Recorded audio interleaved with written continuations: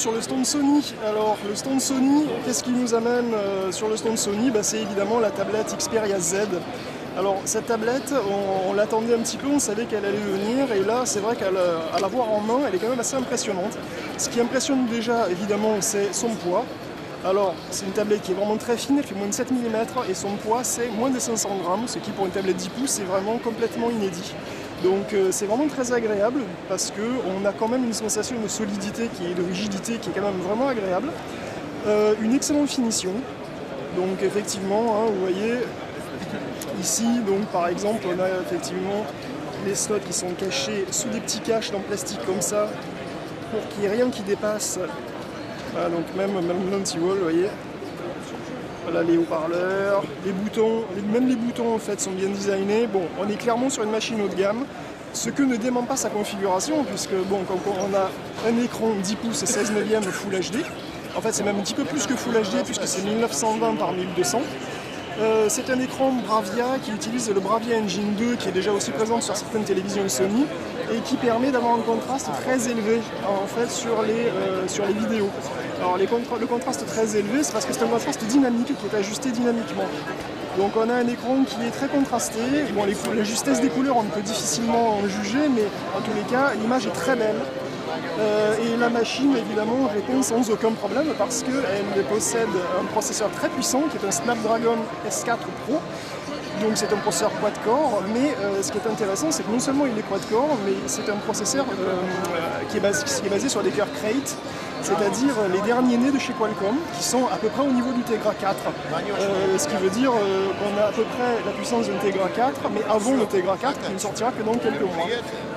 Donc autant dire que c'est une machine qui est véloce, en plus elle est secondée par un GPU Adreno 320, qui est là encore le dernier né de GPU de chez Qualcomm, qui assure une excellente 3D. Alors évidemment on n'a pas de jeu qui soit vraiment très demandeur ici, ce qui est vraiment dommage. Et si j'aurais pu vous montrer un jeu, on verra si je peux vous montrer un jeu un petit peu plus tard. Voilà, donc alors évidemment Sony oblige, on a droit à une surcouche Sony qu'on aime ou on n'aime pas, mais qui est relativement agréable à l'œil. Et on a aussi toute une interaction avec l'écosystème Sony, donc les télévisions Bravia par exemple, avec un système de télécommande universelle et qui peut télécommander vos télé Bravia, et même mieux, une fonction pour envoyer directement le contenu de l'écran sur votre télévision Sony. Donc ça peut vraiment s'avérer très pratique. C'est une machine qui en plus est résistante à l'eau et à la poussière, ce qui est quand même assez étonnant. Donc vous pouvez faire tomber des choses dessus, le verre est très, très résistant et elle peut même rejeter des projections d'eau. Je ne suis pas sûr que vous pouvez l'utiliser sous la douche, mais bon, peut-être dans tous les cas. Donc sinon on a 2 Go de RAM, on a donc du Wi-Fi, du Bluetooth, elle est équipée NFC et elle a une batterie de 6000 mAh, ce qui est assez conséquent. 6000 mAh, honnêtement, ça doit donner largement une autonomie de 10 heures, même avec un processeur quad-core assez musclé. Qu'est-ce que j'ai... Alors, j'ai pas parlé de la webcam. Bon, bien entendu, il y a une caméra de 8 mégapixels sur la face arrière et une webcam sur la face avant. On a 2 Go donc de RAM, 16 Go ou 32 selon les modèles, et un slot micro SD. Donc, bon, voilà, de quoi voir venir.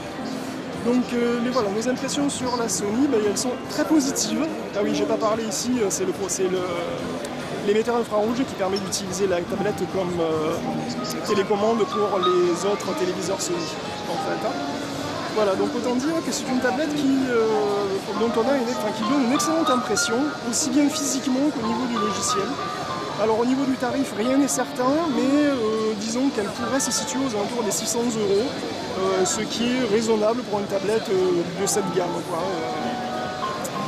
Voilà, donc une tablette qu'on aimerait voir très prochainement dans les rayons.